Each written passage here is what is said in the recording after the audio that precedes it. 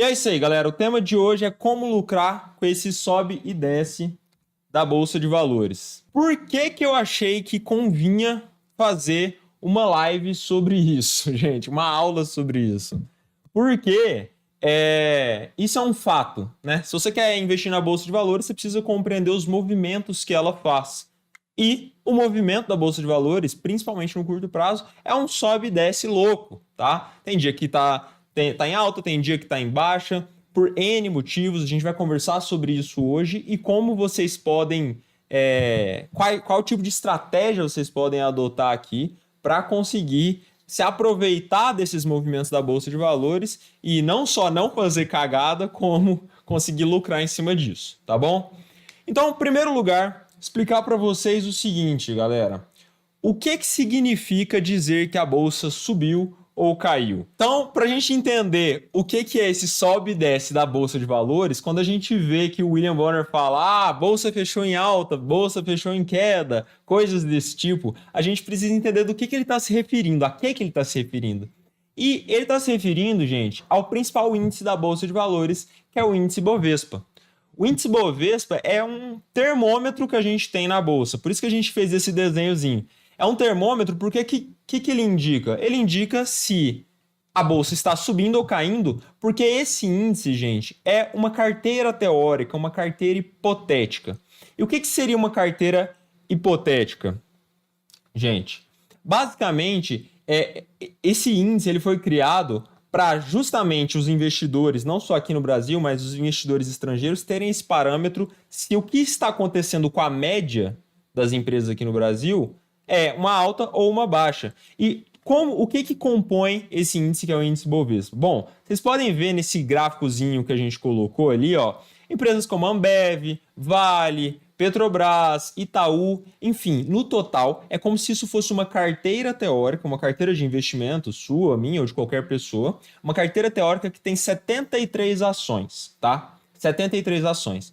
E essas não são ações de quaisquer empresas, são ações que juntas representam, só elas, 80% das negociações que são feitas na nossa bolsa, na B3.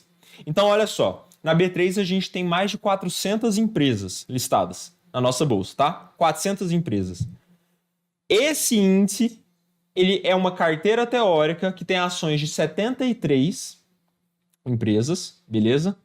E representa 80% das negociações que são feitas. Bom, se ele representa quase tudo que é feito, ele é um bom termômetro para eu saber o que está acontecendo com a média das empresas da Bolsa. E essa é a ideia, tá? Eu imagino, eu já quis trazer aqui, porque é uma dúvida de muitos de vocês, provavelmente, da onde vem aquela história dos pontos, né? Ah, a Bolsa bateu 100 mil pontos, Bolsa recuou para 90 mil pontos ou 120 mil pontos. Basicamente, a ideia desses pontos é o seguinte: quanto uma pessoa precisaria ter de dinheiro investido para comprar as ações que compõem esse índice nas mesmas proporções que são levadas em consideração para calcular esse índice. Então, se a gente fala de 100 mil pontos no índice Bovespa, a gente está falando que você precisaria de 100 mil reais para montar uma carteira nas mesmas proporções e com os mesmos ativos que compõem esse índice. Então, para quem chegou agora, vou fazer uma revisão básica aqui. A gente vai falar na live de hoje sobre como lucrar com sobe e desce da Bolsa. Mas para entender o que é esse sobe e desce, primeiro eu tenho que explicar a que as pessoas se referem quando elas falam que a Bolsa subiu ou que a Bolsa caiu. E via de regra, elas se referem ao principal índice da nossa Bolsa, que é o índice Bovespa, carinhosamente chamado também como IBOV ou Ibovespa. Esse índice é uma carteira teórica, ou seja, as pessoas têm esse investimento de fato? Têm essa carteira? Não. É uma carteira hipotética, tá? É uma carteira que serve única e exclusivamente para mostrar para o mercado um termômetro a respeito do que vem acontecendo com a Bolsa Brasileira.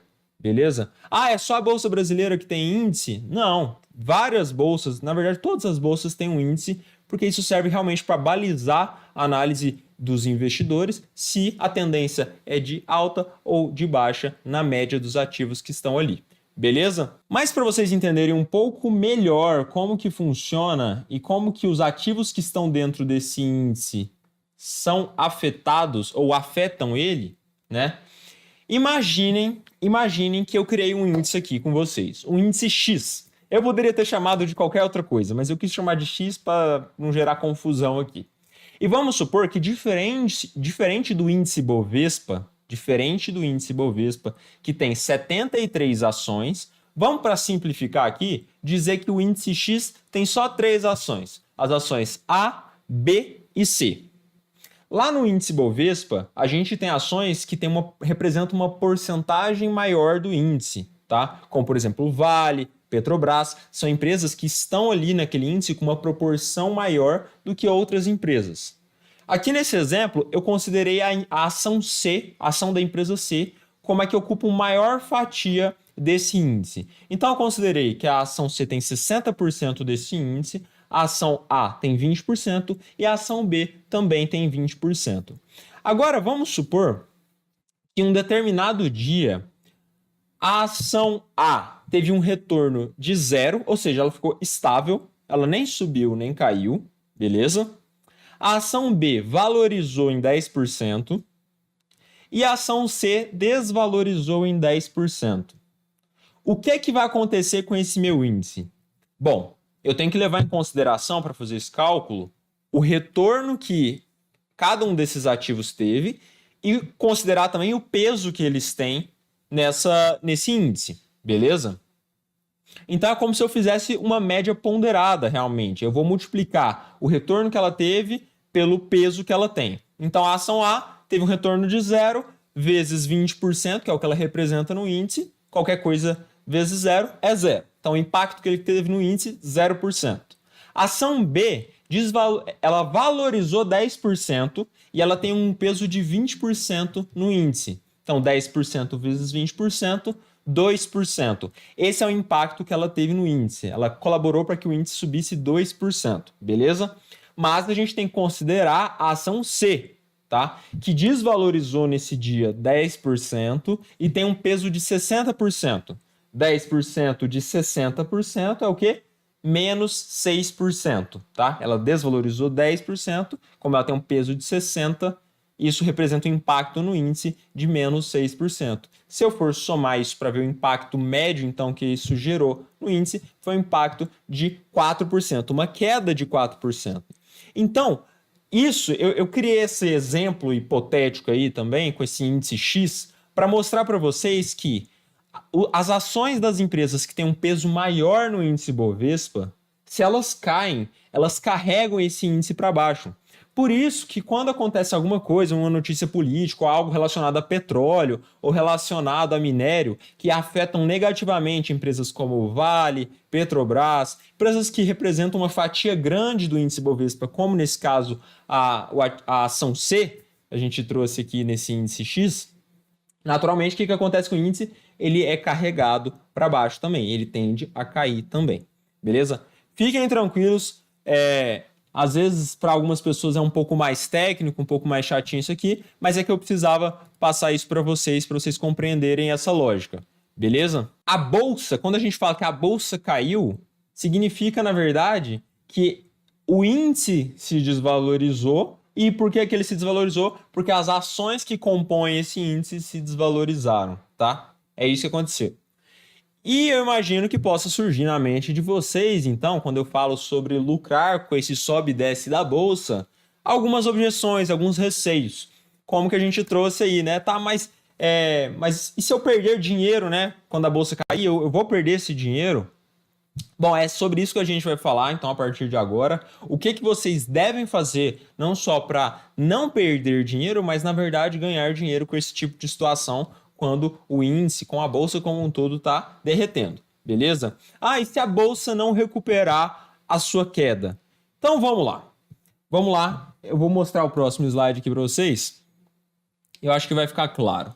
Se liguem nisso aqui. Primeira coisa, gente, o mercado é irracional e imprevisível no curto prazo. Eu não canso de bater nessa tecla. Enquanto vocês ficarem tentando ter retorno no curto prazo, vocês vão ter uma chance muito grande de perder dinheiro. E por que eu digo isso? Olha só, isso aí são prints que eu tirei hoje no Trade Map, tá?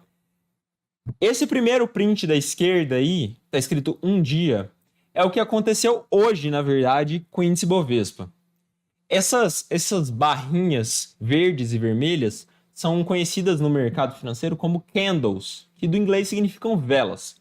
Basicamente, essas velas, elas representam um gráfico que mostra se é verde, se ela está numa tendência de subida, e vermelho, uma tendência de descida, de queda, tá?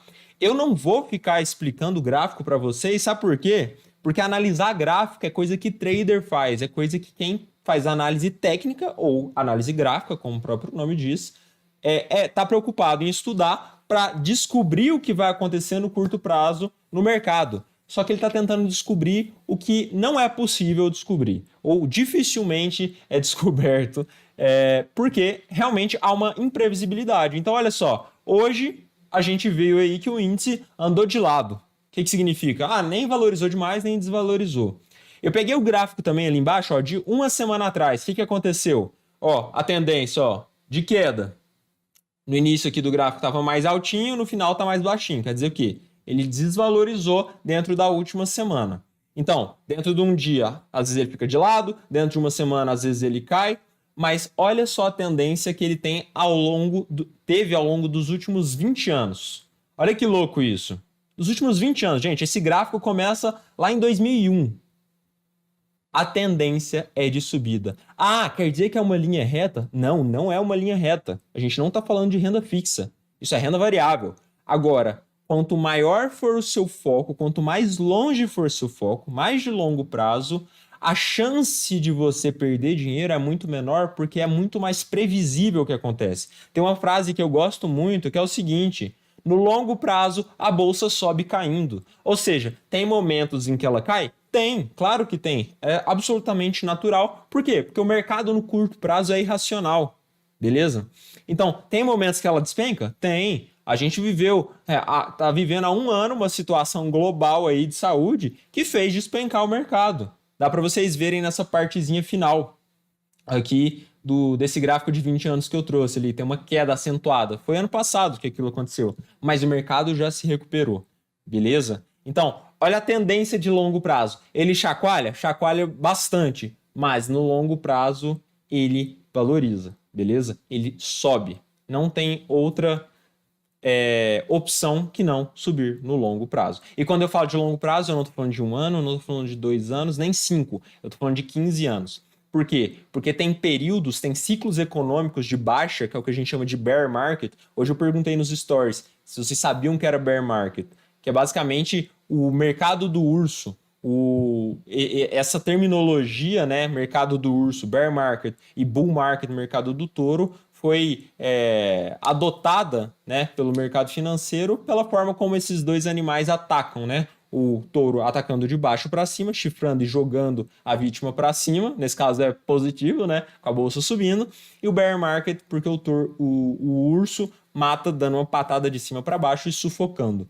Então, existem momentos de bear market que o mercado fica 5 anos, às vezes até mais do que isso, só caindo, ou mesmo andando de lado. A gente pode ver ali, ó, nesse gráfico que eu trouxe para vocês, ó, de 2010 até 2016, ele só veio caindo. Quem tentou entrar ali achando que ganharia, que o mercado ia subir em 2, 3 anos, perdeu dinheiro. Então tenha sempre esse foco de longo prazo. Beleza? Agora eu vou passar uma sacada aqui para vocês. Muito importante. Eu sei que ficou um pouco pequeno para enxergar aí, mas é que eu precisava trazer essa imagem que representa o seguinte: a relação do índice da nossa bolsa, tá? Do índice Bovespa, com capas de revistas de mídias não especializadas. O que é uma mídia não especializada? É uma mídia de massa. Ela não sabe o que ela está falando muitas vezes, tá? E quando sabe o que está falando, na verdade está falando atrasado. E qual que é a consequência disso? Bom, vamos lá. A gente pode ver, eu fiz questão de marcar em vermelho os momentos de baixa, porque as capas das revistas induzem o investidor que se informa por elas, por essa mídia não especializada. Essas capas induzem o investidor ao erro, se ele não estiver assistindo às lives e não tiver com os conceitos bem em dia sobre como investir na bolsa. E olha só que interessante, tá?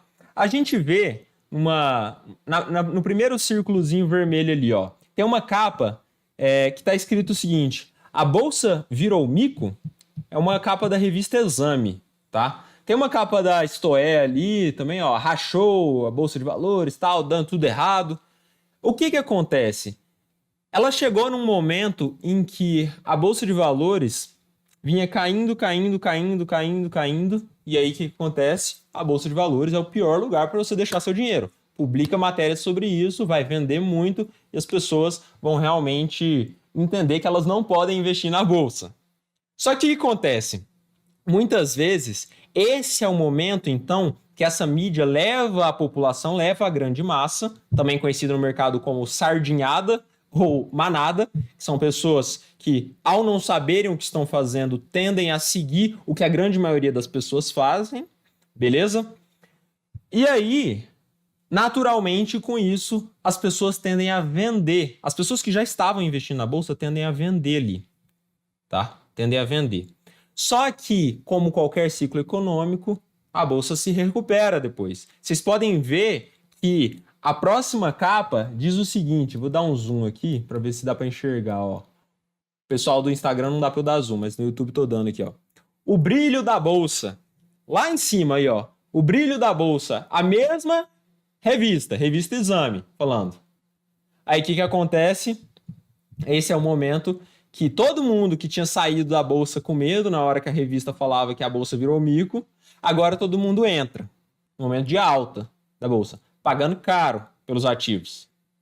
Aí depois vem problema em relação ao petróleo e tudo mais. Aí vem outra revista, outra capa de revista no momento de baixa, de novo, falando que é um péssimo investimento você investir em ações, entrar na bolsa de valores, tá? Aí depois é um momento que aquilo se recupera, a bolsa e a revista de novo volta com capas, induzindo o leitor a entender que a bolsa de valores é o melhor lugar do mundo. Gente, é o seguinte, sabe por que isso daqui acontece? O mercado, e eu já falei um pouco sobre isso nas outras lives, o mercado ganha com a ignorância das pessoas. Desculpa falar esse termo, e por mais que isso soe duro, mas algo que você não conhece, algo que você não tem conhecimento, você é ignorante sobre aquilo. E é importante ter humildade para entender que todos nós somos ignorantes na maior parte das áreas.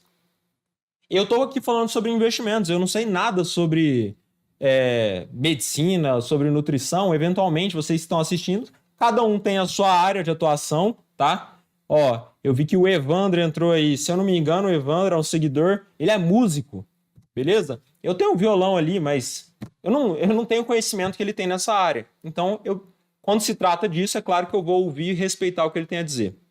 E nesse caso, eu preciso que vocês me ouçam. O mercado usufrui da ignorância que a população brasileira tem a respeito de investimentos, tá? E essa ignorância derivando do fato de que não existe educação financeira no nosso sistema de ensino, vende recomendações ou vende dicas de que você deve comprar no momento que convém falar para você comprar e que você tem que vender no momento que convém falar que você tem que vender. O que o mercado quer é que você fique girando carteira, porque dessa maneira vai ganhar taxas em cima disso. Eu estou insistindo nisso em todas as lives.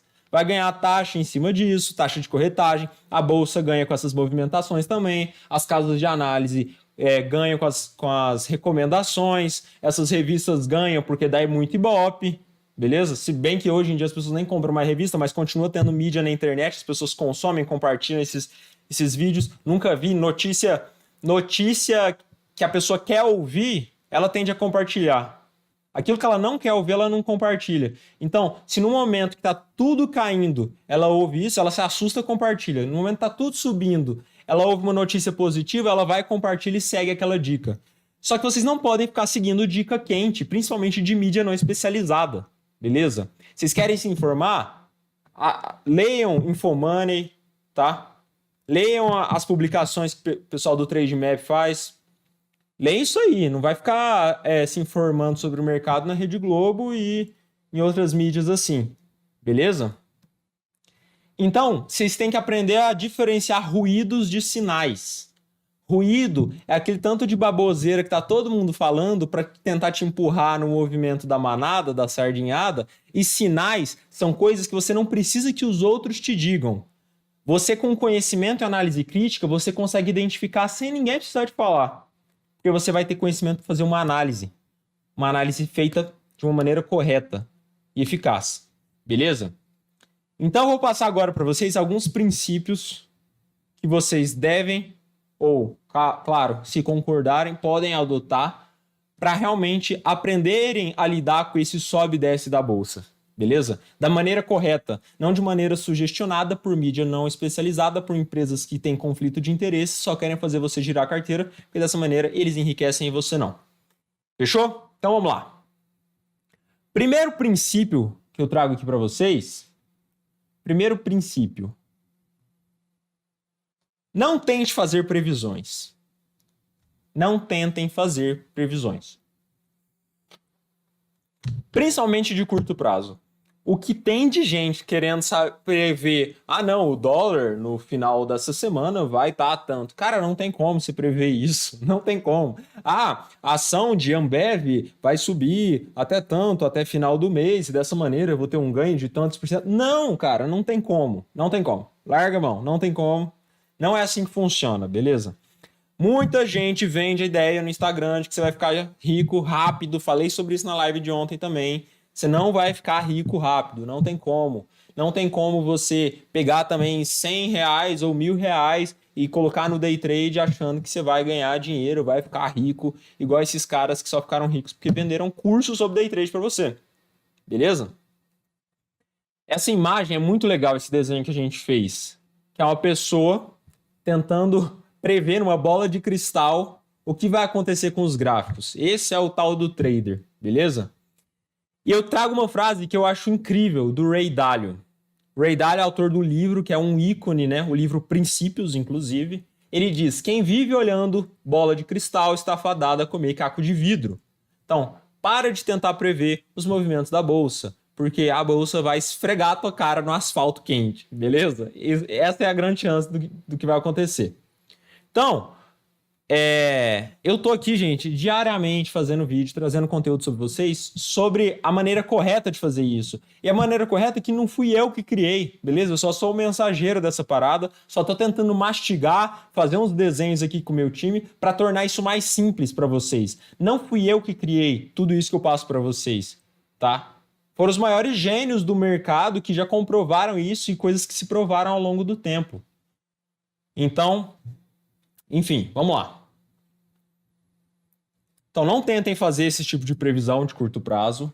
Para de tentar ganhar no curto prazo. Segundo ponto aqui. Tenha reserva de emergência e de oportunidade. Tenha reserva de emergência e de oportunidade. Reserva de oportunidade, muita gente chama de caixa, tá bom? E tem uma expressão também que é conhecida no mercado, que é cash is king. Caixa é rei.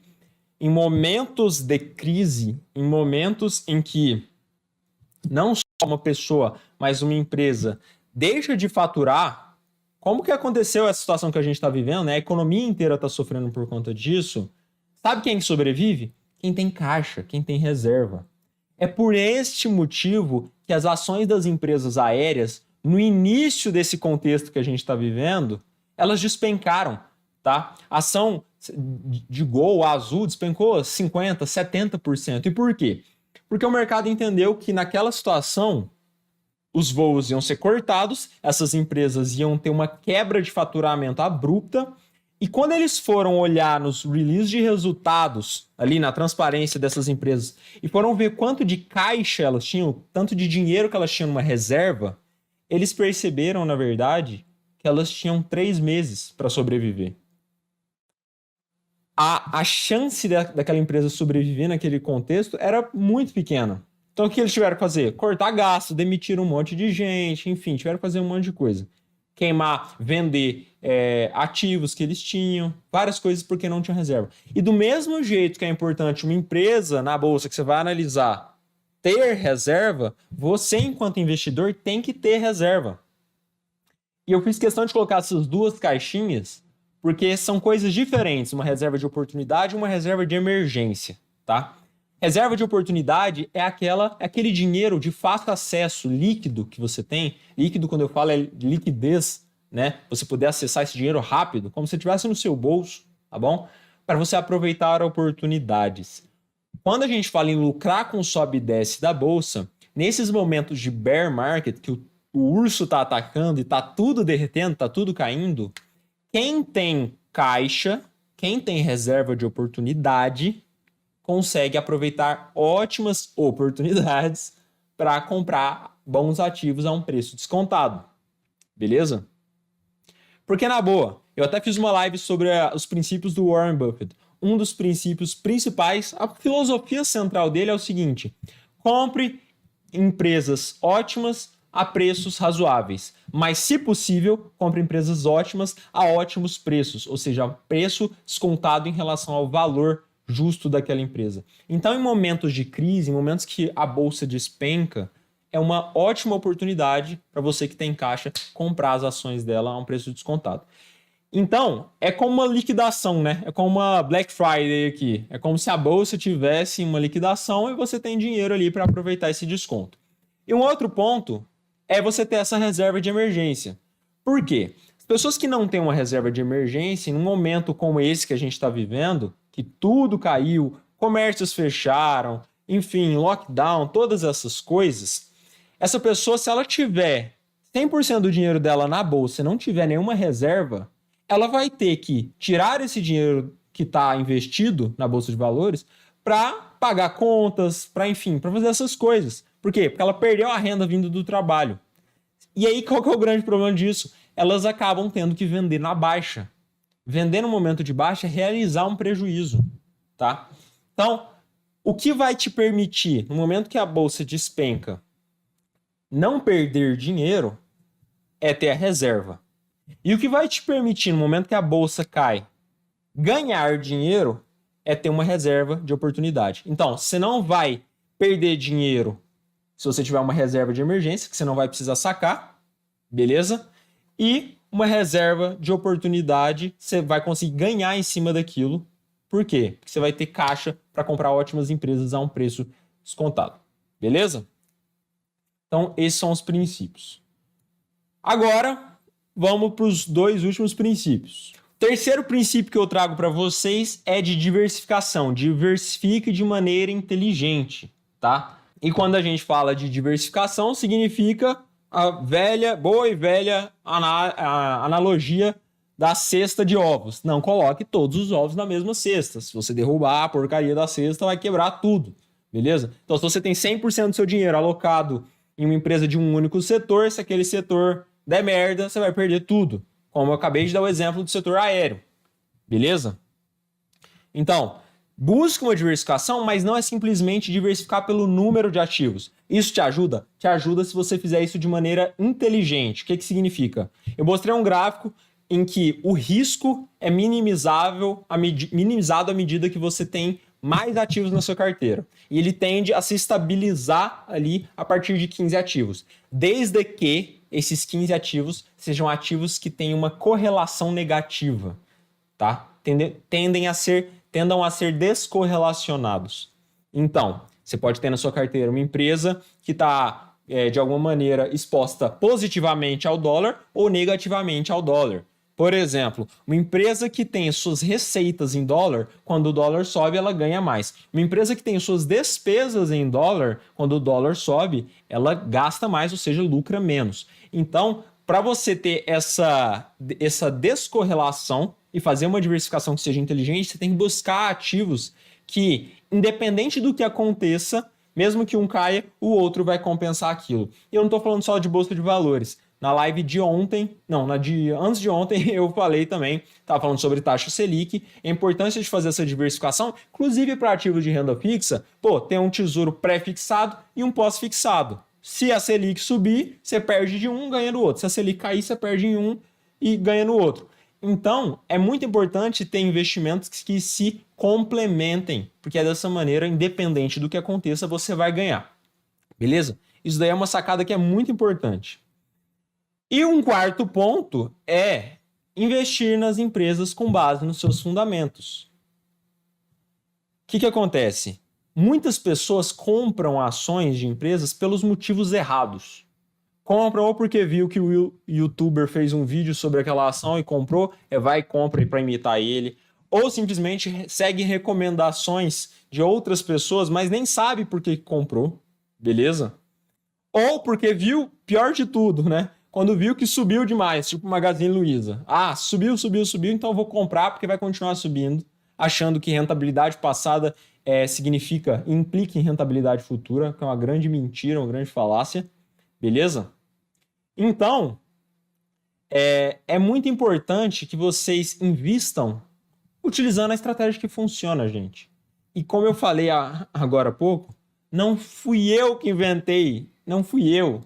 E não sou eu que estou falando que funciona, são fatos. Warren Buffett está aí para provar, beleza? Análise fundamentalista funciona, é o que funciona. Não existe um trader bilionário. E o Warren Buffett não é o única pessoa a adotar a análise fundamentalista que é bilionário, são vários, beleza? Então, por N vantagens e N motivos, pela questão do mercado ser irracional no curto prazo, para falar para você parar de tentar prever o que vai acontecer com a bolsa, porque, como vocês viram nos gráficos que eu trouxe, hoje sobe, na semana cai, mas no longo prazo ela só tem uma direção. A bolsa sobe caindo, beleza? Então a análise fundamentalista funcione. Se dedique a aprender a análise fundamentalista. É muito mais simples, vai te exigir muito menos tempo no dia a dia e é o que dá resultado, beleza? Eram essas coisas que eu queria falar para vocês. Agora eu vou ver se tem perguntas, dúvidas. Então, estou aberto para as perguntas. O cara falou, quero lucrar 100% até amanhã, irmão. Tô devendo para um agiota. Não vai ser no mercado financeiro que você vai conseguir isso, cara. E que option vale a pena? Dizem que vou ganhar muita grana. Vale a pena, vale a pena. Para eles, tá? Para você perde tudo. Beleza? Não mexam com opções binárias, com esses aplicativos. Pelo amor de Deus, isso daí tinha que ser denunciado para a justiça. Beleza? Eu só não mexo com essas coisas porque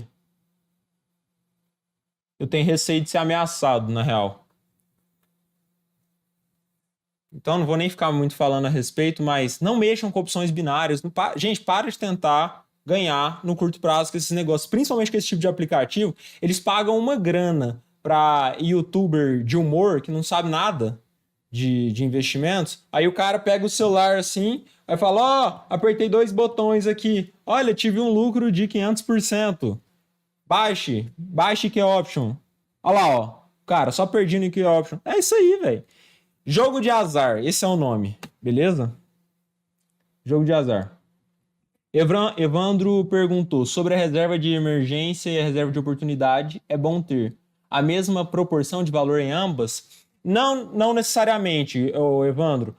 Tem a regrinha, né, da reserva de emergência, que é 6 a 12 meses do seu custo mensal de vida. É do seu salário? Não, do seu custo mensal de vida. Então, você tem um custo de R$3.000, por exemplo.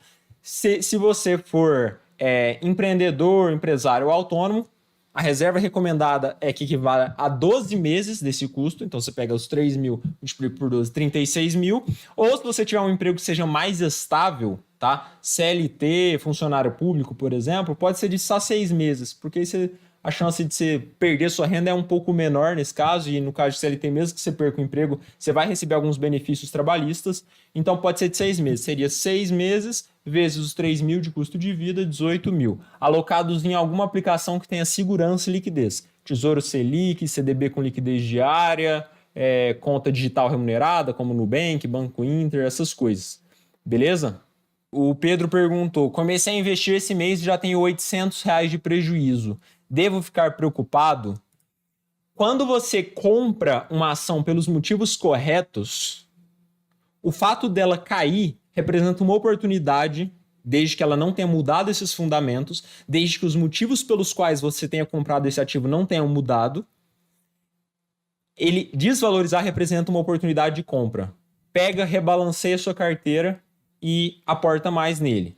Agora, se você refizer a sua análise e falar, não, essa desvalorização é só uma consequência da mudança de fundamentos dessa empresa e agora realmente não faz mais sentido para mim continuar investindo nela, aí realmente você pode fazer. Se você decidir, se você chegar a essa conclusão, é momento de vender, é o caso de vender, mas você pode esperar ela recuperar um pouco ou ir vendendo aos poucos. Mas entenderam? Quando você tem clareza do motivo pelo qual você vai comprar uma empresa, comprar a ação de uma empresa, você tem clareza também do motivo de vender. Quando a gente fala de buy and hold, que é comprar e segurar, a ideia é que você compre algo para nunca vender. O Warren Buffett compara investir uma ação com um casamento. Você não se casa com uma pessoa pensando em se separar. Eventualmente, e pode acontecer, que dê errado esse casamento e você queira se separar, mas faça uma análise bem feita, com paciência. Você não casa com uma pessoa que você conheceu no dia, conheça ela direito, beleza? Para depois tomar a decisão de investir e uma vez tendo investido, foque no longo prazo. Então, se você tiver clareza do motivo que te levou a comprar, você não vai ficar preocupado com a queda desse ativo, porque você vai ver que é uma oportunidade de você comprar mais. Ah, o Vitor perguntou aqui, qual o valor da reserva de oportunidade? Tem alguma porcentagem? Isso é muito pessoal, na verdade, é muito pessoal. Tem gente que tem 20%, 25% da carteira em caixa, tá? Então, não existe uma porcentagem definida. Na verdade, é obrigado a ter reserva de oportunidade? Não, não é obrigado. Teoricamente, assim, se for falar que é para ser obrigado, é obrigado a você ter sua reserva de emergência. A de oportunidade é que, caso surjam essas oportunidades, você consiga aportar, o que é muito bom. Mas a porcentagem fica a seu critério aí do quanto você quer deixar, beleza? Magalu vale a pena? Cara, eu não posso fazer recomendações aqui para vocês, beleza?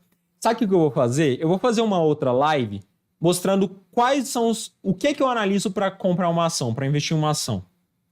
E eu espero todos vocês assistindo lá, beleza? Onde alocar a reserva de oportunidade? A ideia é a mesma da reserva de emergência, tem que ter segurança e liquidez, tá? Então você pode deixar, só não mistura os dois no mesmo lugar exatamente, né? Para você ter clareza do que é o que. Então você pode deixar, por exemplo, reserva de emergência no Tesouro Selic, reserva de oportunidade no CDB com liquidez diária. Só para ter essa distinção, mas os critérios são os mesmos, segurança e liquidez. O João Luca perguntou, quem é menor de idade e tem pouco dinheiro, dá para investir? Sim, cara, dá para investir. Inclusive, o Felipe Moleiro, Kid Investor, é menor de idade, tem 12 anos. Sigam ele aí, o Felipe Moleiro. Ele ensina sobre investimentos também, para menores de idade. E tem o Matheus Guzmão, que é um cara muito legal também, ele tem 13 anos, está investindo. Então a galerinha menor de idade está vindo com força aí pro mercado também. Então é isso, galera. Se tiverem mais dúvidas aí... Ó, mais uma pergunta. Existe número adequado? Nossa, aí a galera... Eu ia fechar a live e a galera veio com um monte de pergunta. Existe número adequado de ações a fim de reduzir custo diversificável? Então, o Rodutra.investidor, ele perguntou aqui... de acordo com essa teoria que eu trouxe aqui para vocês, a ideia é que a partir de 15 ativos você já mitigou tudo que é possível mitigar desse risco diversificável, que é o também chamado risco não sistêmico, beleza? Acontece que ainda tem uma outra parcela de risco, que é o não diversificável, que você tem que adotar outras estratégias para minimizar. Aí tem algumas maneiras de fazer isso, hedge de carteira e tudo mais. Tá? Tem gente que gosta de opções, só que aí começa a complicar um pouco a história. Já o fato de você ter uma diversificação que seja inteligente, com uns 15 ativos em setores que sejam descorrelacionados, investir em moedas diferentes também, no exterior, por exemplo, você já consegue ter uma carteira bem eficiente. O Samuel falou, a curto prazo a ansiedade nos induz ao erro. Pelo que percebo, faz pouco que coloquei um valor e verei ele descendo, mesmo que 1,5% assusta. É isso aí, cara. Ô Samuel, assusta, mas se você compreende as coisas que eu passei aqui, cara, que é isso mesmo, no longo prazo ele tende a subir, desde que seja um bom ativo, beleza? E se você estiver bem diversificado, mesmo que você erre ao investir em uma empresa, errei minha análise, investi numa empresa que não deu muito certo, só foi desvalorizando, mesmo no longo prazo, se você tiver diversificado e tiver tido cuidado em fazer sua análise, os seus acertos nas outras empresas muito tranquilamente vão compensar o erro que você cometeu, tá? Nesse caso. Então, enfim, busque conhecimento para tomar boas decisões e compreenda. Bolsa de valores não é curto prazo. Tem muita gente que acha que vai ganhar dinheiro na bolsa. Bolsa de valores não é lugar de ganhar dinheiro, é lugar de multiplicar o dinheiro que você ganhou trabalhando e multiplicar ele no longo prazo, beleza? Então, não venham para a bolsa com a ideia de, vai ser uma renda extra que eu vou ter no final do mês. Não é isso. Bolsa de valores, você vai colocar o dinheiro que você não espera precisar usar pelos próximos 15 anos. E eu sei que isso assusta, beleza? E pode soar um pouco exagerado da minha parte, mas não tem nada de exagerado. Esse é o princípio e a forma correta de encarar esse tipo de investimento. O Enivaldo falou, cara, eu comecei mês passado com R$50. Nesse período, até ontem eu subi para R$51 e hoje voltei para 50. Será que é certo vender ou espero? Então, cara, é isso que eu falei para vocês. Se vocês têm esse foco, respeitam esses 4 princípios que eu passei, ó. Não tentar fazer previsões. Vou revisar aqui, ó. Não tentar fazer esse tipo de previsão de curto prazo, beleza? Vai oscilar. Mostrei no gráfico, é um sobe e desce louco, ninguém consegue prever. Se você tiver uma reserva de emergência, respeitem isso. Tem uma reserva de emergência e de oportunidade. Vocês vão conseguir usufruir desses momentos de queda para comprar mais e vão conseguir não perder dinheiro porque não vão precisar vender, tendo a reserva. E diversificando os investimentos, investindo pelos motivos corretos, fazendo uma análise baseada nos fundamentos da empresa, não tem como isso dar errado no longo prazo, tá? Não tem como. Não. E uma dica é o seguinte, não fiquem abrindo o aplicativo da corretora ou o Trademap todos os dias para ver se subiu ou desceu, tá? Eu recomendo fortemente que vocês só olhem o aplicativo no dia que você for aportar. Início de mês, vou ter que abrir aqui para fazer meu investimento. Mas não se preocupem em olhar isso. Vai subir e vai descer. Mas fiquem tranquilos. Se vocês tiverem respeitado esses princípios e estiverem fazendo da maneira correta, não tem como dar errado, beleza? O Guilherme falou, queria saber se eu tenho uma carteira boa. Como faço para você analisar para mim? Cara, isso aí é um benefício exclusivo dos alunos. É um prêmio que os 15 alunos a se inscreverem no curso, quando eu abro as vagas, ganham, tá? Porque realmente eu não conseguiria analisar a carteira de todo mundo aqui, é algo exclusivo. Na verdade, eu nem que tem gente que oferece pagar para essas coisas, mas eu não faço, não. Eduardo falou, é normal, em todas as sextas-feiras as ações ficam com preço mais baixo? Eu acho que isso não acontece, não, cara. Se aconteceu nas últimas sextas, foi uma grande coincidência, viu? Não existe nenhuma relação com isso. No curto prazo, a bolsa é imprevisível. Ninguém pode se dizer capaz de prever o que vai acontecer. Beleza?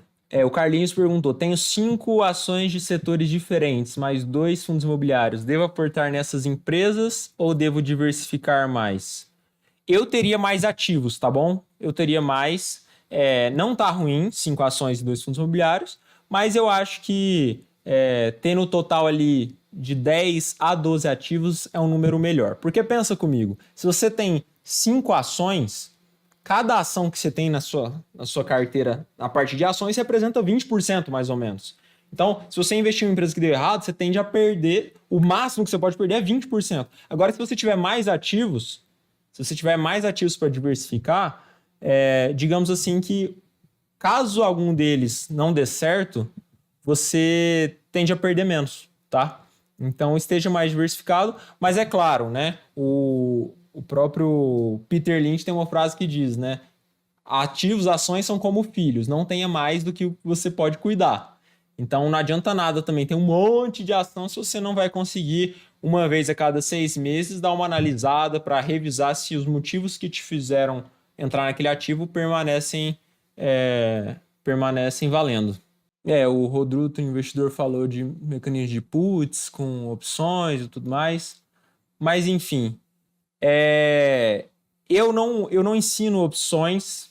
Eu acho que vai um pouco... Eu nem invisto em opções. Eu acho que vai um pouco contra essa ideia do buy and hold, beleza? Acaba sendo um seguro de carteira, mas eu acho que existem outras maneiras de fazer isso sem ser com opções, ter esse gasto com esse seguro, beleza? Como, por exemplo, você tem uma diversificação inteligente em renda fixa. Eu acho que isso, pelo menos na minha carteira, já se mostrou como eficaz mesmo diante da pior crise que a gente passou aí nas últimas décadas. Então, eu sou mais a favor da renda fixa. A Ana Paula perguntou, existe um valor mínimo para investir fora? Bom, é o valor da taxa de corretagem que você vai pagar, se você for pagar, né, para a corretora, e o valor do ativo.